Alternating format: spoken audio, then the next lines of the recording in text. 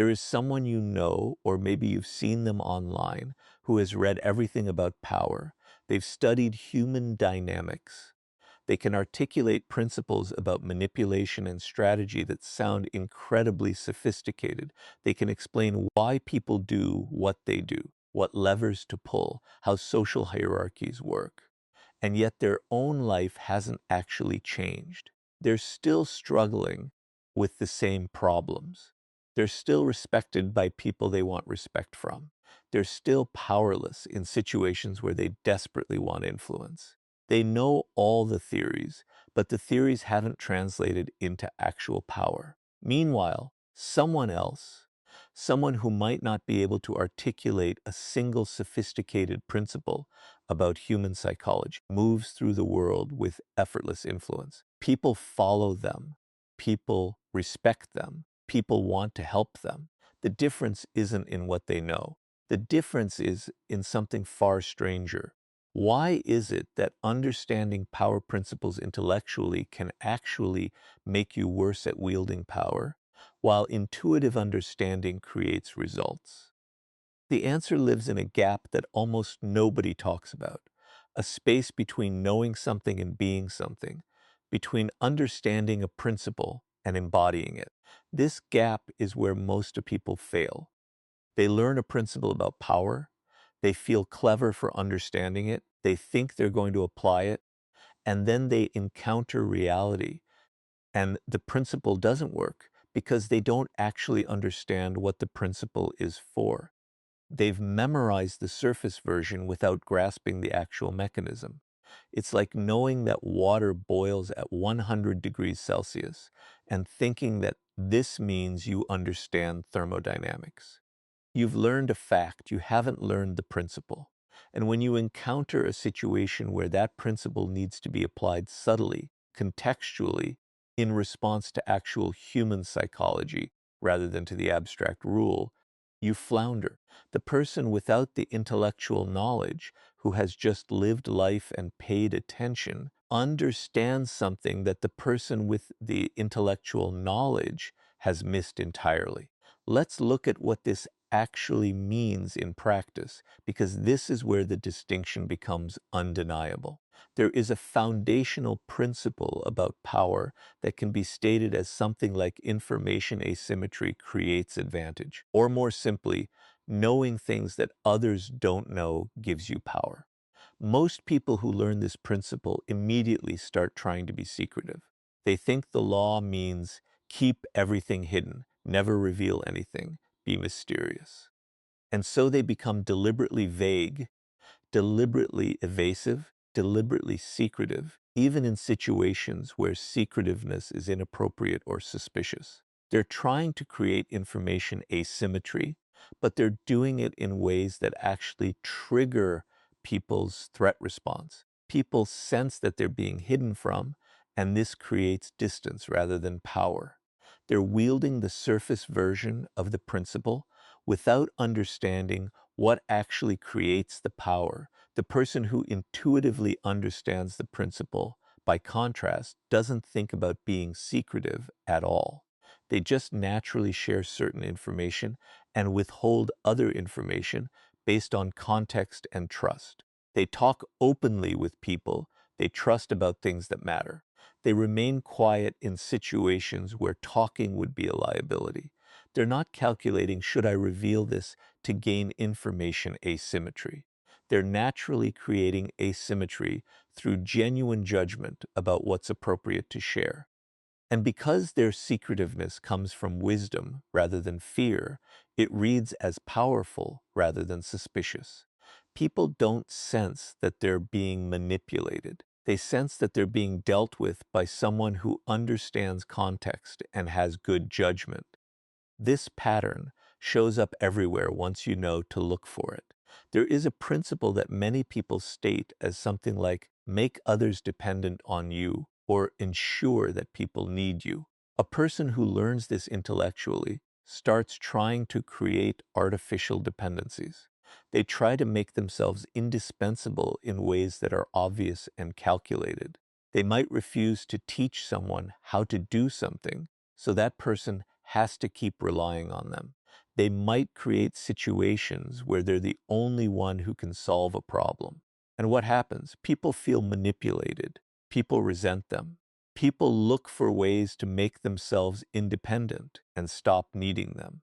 They're applying the principle in ways that trigger resistance. The person who intuitively understands this principle doesn't think about creating dependencies at all. They just naturally become someone that people want to be around, someone whose input is valuable, someone whose presence makes situations work better. People naturally want their involvement, not because they're forced to, but because they've learned that things are better when this person is involved. The dependency emerges naturally from genuine value, not from calculated manipulation, and as a result, people remain invested in the relationship rather than resenting it and trying to escape it. Here's what's actually happening in these situations at a neurological level. When someone is trying to apply a power principle that they've learned intellectually, they're operating from a different part of their brain than when they're acting intuitively. They're in analytical mode, they're calculating, they're trying to execute a strategy. And a human being in calculated, strategic mode actually broadcasts that calculation in subtle ways that make other people uneasy. We are exquisitely sensitive to being strategized against. Even if we can't quite articulate what's happening, we sense when someone is trying to manipulate us. It triggers a defensive response. But a person who is operating from intuitive understanding, from genuine principles that have become part of how they naturally move through the world, broadcast something entirely different. They broadcast authenticity. They broadcast someone who is genuinely trying to navigate a situation well, not someone who is trying to extract value or create dependency. And that authenticity, that sense that someone is not running a strategy, but just living according to genuine principles, is what actually creates power. This is one of the most counterintuitive truths about wielding power. The people who are most consciously trying to wield it are usually the ones who are worst at it. The people who are most successful at influencing others, at creating respect, at gaining loyalty, are usually the ones who aren't thinking about those things at all. They're thinking about adding value. They're thinking about being genuinely useful. They're thinking about solving real problems, and power accumulates around them as a side effect of those genuine pursuits rather than as a direct pursuit. This is why the people who read books about power and then try to consciously apply the principles often find that things get worse, not better. They've introduced a layer of calculation into their interactions that wasn't there before, and that calculation makes them less effective at actually wielding power. But here's where this gets even more subtle, because there is a version of conscious application that works, and understanding the difference is crucial. The person who reads about power principles and then tries to consciously execute them in every interaction is doing it wrong. But the person who reads about power principles and uses that reading to deepen their understanding of why people do what they do, to sharpen their intuition about human dynamics, is doing something different. They're not trying to execute a strategy. They're adding to their actual understanding of human nature. They're building intuition. And intuition, once developed, operates below the conscious level and doesn't trigger the same defensive response that conscious calculation does. Think about the difference between a chess player who is consciously thinking about every move and a chess player who has internalized principles so deeply that they move intuitively. The first player broadcasts their thinking. You can see them calculating. The second player seems to just know what to do. They're operating from a place of integrated knowledge rather than conscious strategy. And they're far more effective precisely because they're not consciously strategizing. They're operating from internalized principles. This is the version of power that actually works. Not conscious manipulation, but internalized understanding that has become part of how you naturally navigate the world. This explains why some of the most powerful people you know seem almost guileless. They're not trying to seem guileless. They've just integrated power principles so deeply that they don't need to consciously apply them anymore. They're not calculating how to gain respect. They've become the kind of person that people respect. They're not strategizing about how to create loyalty. They've become someone that people naturally want to be loyal to. The principles have become integrated into their character rather than remaining external rules they're trying to follow. Now, here's something important about what it takes to make this transition from intellectual understanding to intuitive embodiment. It requires practice. It requires making mistakes and learning from them. It requires repeatedly encountering situations where your intellectual understanding doesn't work and adjusting your understanding based on reality. It requires humility about the fact that knowing something intellectually is not the same as understanding it deeply. Most people skip this part. They read a principle, they feel smart for understanding it, and they think they're done. But the actual work of integrating the principle, of building intuition around it, of internalizing it so deeply that you can apply it fluidly in novel situations, that work is where most people quit. This is also why living experience is such a powerful teacher.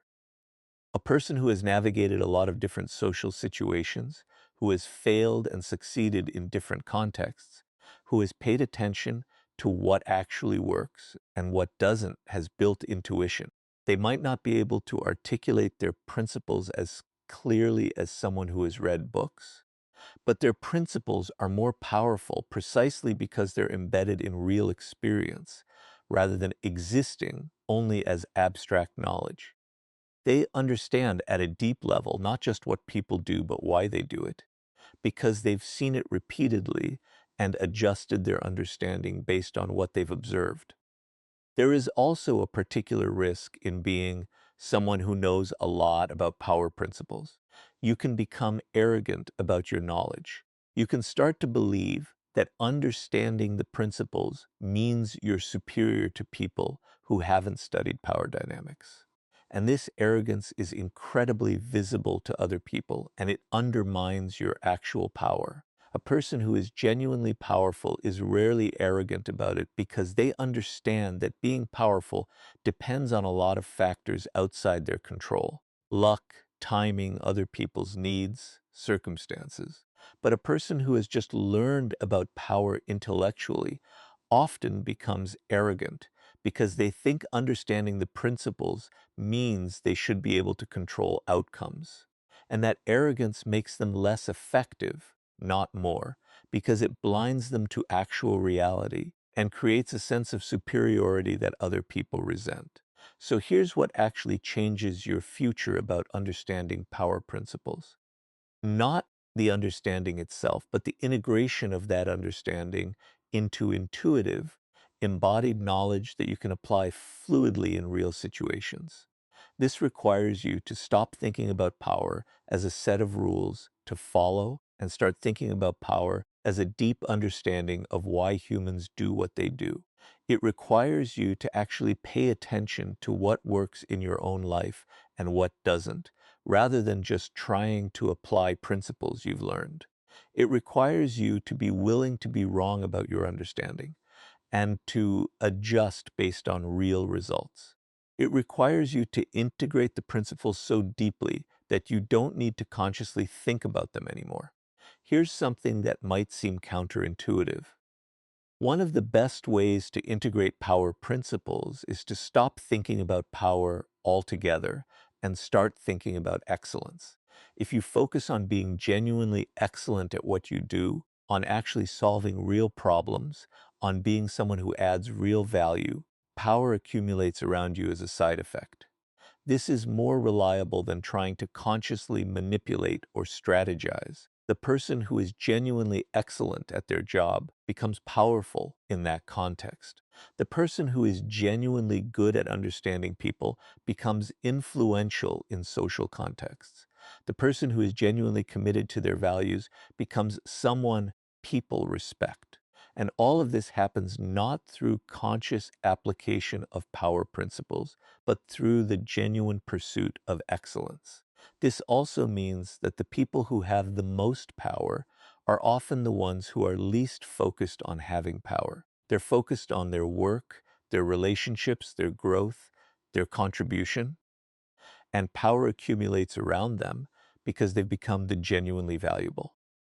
Meanwhile, the people who are most focused on gaining power, who are constantly thinking about how to manipulate situations and people, often end up with the least actual power because their calculation is visible and it triggers defensive responses. This is one of the great paradoxes of power. Pursuing it directly often prevents you from getting it, while pursuing excellence and contribution often leads to power as a side effect. There is also something worth understanding about the difference between formal power and actual power. A person might have a title, a position, authority that comes from organizational structure. But this formal power is fragile if it's not backed by actual influence, actual respect, actual willingness of people to follow them. The person who understands power principles at an intuitive level understands that the real power is in influence, in respect, in having people who choose to follow you rather than people who have to follow you because of organizational structure. This is why the most powerful people in organizations are often not the ones with the highest titles. They're the ones who have built genuine influence and respect among the people they work with. Think about what this means for how you actually approach your life and your relationships. Instead of trying to consciously apply power principles in every interaction, focus on becoming the kind of person that people naturally respect. Focus on being genuinely valuable. Focus on understanding people and their needs. Focus on adding real value in your relationships and your work. And as you do this, as you build this kind of character and competence, power will accumulate around you. You'll find that people want to include you in things. People want your input. People want to work with you. People want to follow you. And this will happen not because you manipulated them into it, but because you've become someone worth following. So here's what should sit with you. What power principle do you think you understand intellectually? And what would it look like to actually embody it rather than just knowing it? And more importantly, what would change if you stopped trying to consciously apply power principles and instead focused on becoming genuinely excellent at whatever you're doing, genuinely valuable to the people in your life, genuinely committed to understanding human nature and serving others well?